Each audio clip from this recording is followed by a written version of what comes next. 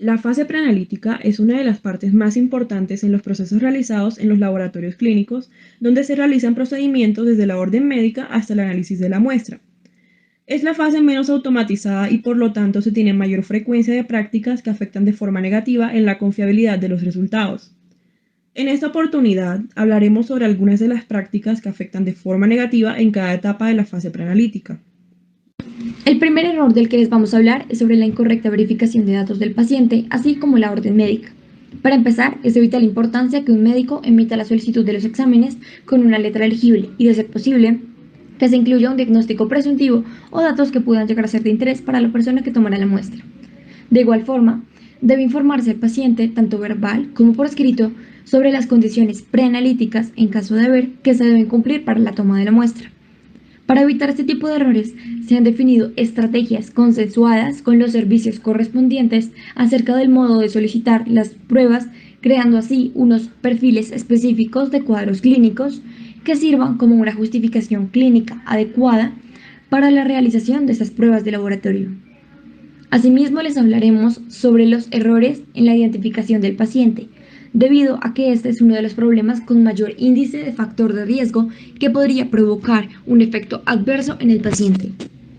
Este tipo de errores se suele producir principalmente por la falta de información y aunque es fácilmente detectable desde el área administrativa, es difícil revelar la identificación incorrecta de una muestra clínica, lo que implica un cruce de resultados entre dos pacientes, lo que podría repercutir de forma negativa en ambos casos. Esto en caso de comenzar una administración de medicamentos o comenzar un tratamiento. Para minimizar estos errores es importante que el personal que realiza la extracción sea el mismo que se encarga de la identificación de tubos y que lo haga en el mismo momento de la extracción. Además de esto, es importante que los datos se verifiquen con el paciente y que los tubos estén marcados tanto con su nombre y su documento de identidad o con un código de barras que sea correspondiente al del paciente. Continuamos con la preparación del paciente y aquí se involucran condiciones modificables como el alcoholismo, el tabaquismo, el ejercicio físico, entre otras. Estas deben ser informadas oportunamente por parte del médico hacia el paciente de forma oral y o escrita para que el paciente las pueda tener en cuenta el día de la toma de la muestra. Algunos ejemplos son el ejercicio intenso. Este se debe evitar 24 horas antes de la toma de la muestra y se recomienda un reposo de 15 a 30 minutos antes de la toma de la muestra, ya que se pueden presentar efectos como efecto cortisol y efecto NEC+ marginal que termina aumentando el recuento de leucocitos. También se sugiere el evitar el cigarrillo 24 horas antes. Sin embargo, cuando se presentan pacientes crónicos, se debe tener en cuenta que los resultados pueden tener niveles aumentados de hemoglobina, hematocrito, carboxihemoglobina, recuento de neutrófilos y recuento de linfocitos CD4 positivos. También se recomienda evitar el alcohol de 24 a 72 horas antes, ya que se presentan muestras con lipemia. Dentro de la preparación del paciente, otra de las prácticas que afectan de forma negativa es no tener en cuenta el tiempo de ayuno ideal de 12 horas previo a la toma de la muestra, ya que después de la alimentación el incremento de triglicéridos en la circulación puede persistir durante algunas horas. Esto afecta de una forma en que la turbidez de la muestra causada por los triglicéridos altera las determinaciones fotoópticas en los instrumentos de medida que se van a utilizar. Como resultado se puede observar un falso aumento de la hemoglobina. Por otra parte, es importante que el paciente informe sobre la ingesta de anticoagulantes para que, dependiendo de las pruebas a realizar, el médico decida si se debe suspender o no, debido a que especialmente en las pruebas de coagulación, la ingesta de anticoagulantes puede afectar los resultados como prolongar el tiempo de protrombina y el tiempo de tromboplastina parcial activado, entre otras pruebas.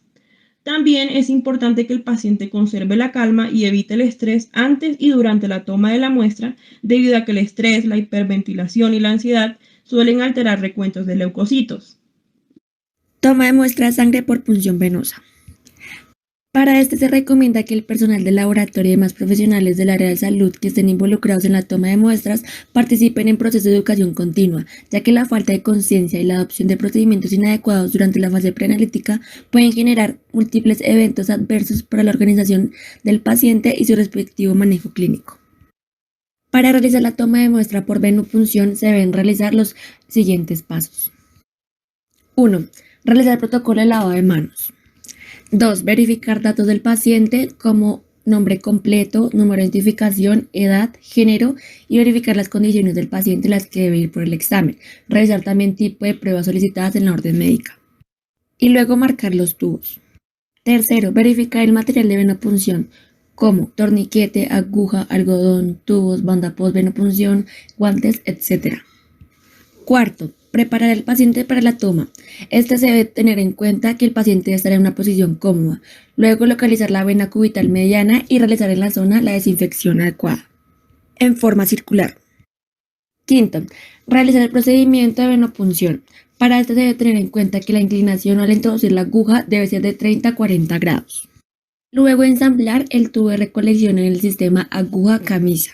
Tomamos la muestra y retiramos torniquete. Posteriormente retiramos el tubo de recolección del sistema aguja-camisa y luego retiramos el sistema aguja-camisa del antebrazo del paciente utilizando un algodón en el lugar de la punción. Y por último tenemos que verificar el sangrado y colocar una respectiva cura en el lugar de la punción. Conservación, almacenamiento y transporte. Las condiciones de almacenamiento se determinan en función de las características y propiedades de las muestras obtenidas. Las condiciones de almacenamiento deberán garantizar que la muestra no se altere de ningún modo que pueda afectar los parámetros que se desean analizar. En el transporte se debe comprobar que las condiciones de transporte garanticen la integridad y las características de las muestras que se van a transportar. Habrá que respetar durante el transporte las normas que se establezcan en los diferentes laboratorios clínicos. Es importante cumplir con las técnicas de embalaje y las condiciones requeridas de transporte, al igual que conservar la cadena de frío cuando se requiera. También se debe conservar a temperatura de refrigeración, es decir, de 2 a 8 grados centígrados, y tener en cuenta qué muestras se pueden transportar y cuáles no. Como conclusión tenemos que cumplir las recomendaciones dadas durante la fase preanalítica es fundamental para conservar la viabilidad de la muestra, ya que esta fase preanalítica es poco automatizada e involucra diferente personal del laboratorio, por lo cual se pueden presentar diferentes tipos de errores, los cuales terminan afectando la calidad de la muestra y alterando negativamente los resultados de las pruebas que se realizan, con el objetivo de guiar un diagnóstico o asignar un tratamiento o hacerle seguimiento al estado de salud de un paciente o un seguimiento a la respuesta a un tratamiento. Participación de los estudiantes. Isabela Cantillo, tiempo de ayuno, ingesta de anticoagulantes y estrés. Daniel Palacios, ejercicio intenso antes de la muestra, tabaquismo y consumo de alcohol. Nicole Cortés, toma de la muestra. Andrés Lozano, conservación, almacenamiento y transporte. Mariana Ríos, incorrecta verificación de los datos del paciente.